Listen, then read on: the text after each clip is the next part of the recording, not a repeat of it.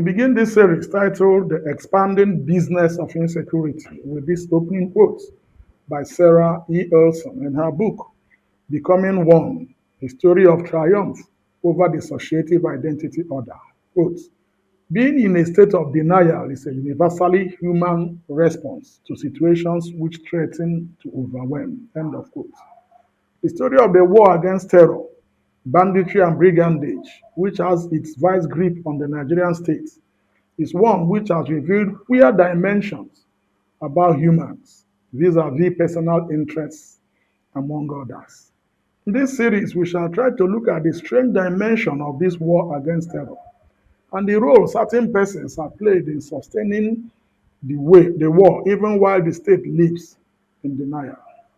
Early in the day, when the Boko Haram sect began to preach its hypocritical, puritanical brand of religion in Borno State, Phil has had it that the then state governor, for selfish reasons, had some sympathy for them. It was even alleged that the state governor funded them.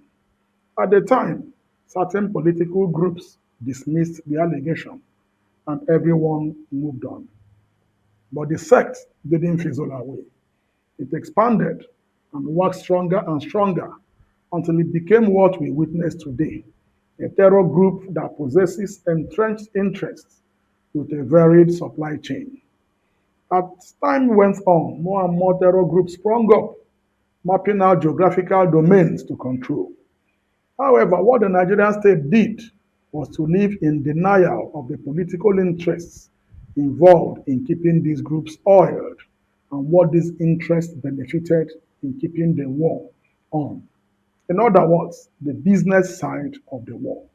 Some years ago, Bello Truji, a terror kingpin whose area of influence is the Zamfara axis, openly called out former governor of the state and present minister for states for defense, Bello Matawale, has been an integral part of their actions in the state.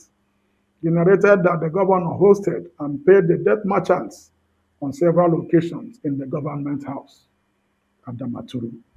Lotruji made this public allegation on several occasions. Yet, the state turned a blind eye and retained Matawale in the cabinet.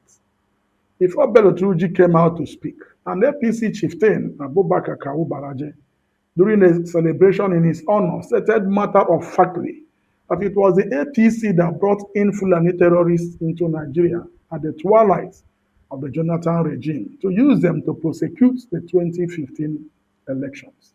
The party struck an agreement with the terror people, but later failed to honor their parts, as alleged by some people.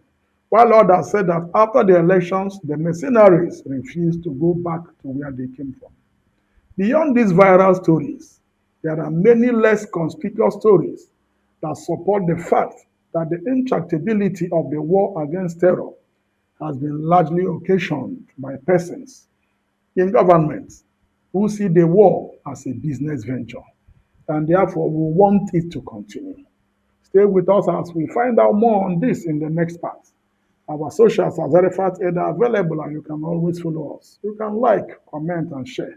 I am Ben Abraham, and this is Criminal Justice Focus. Thank you.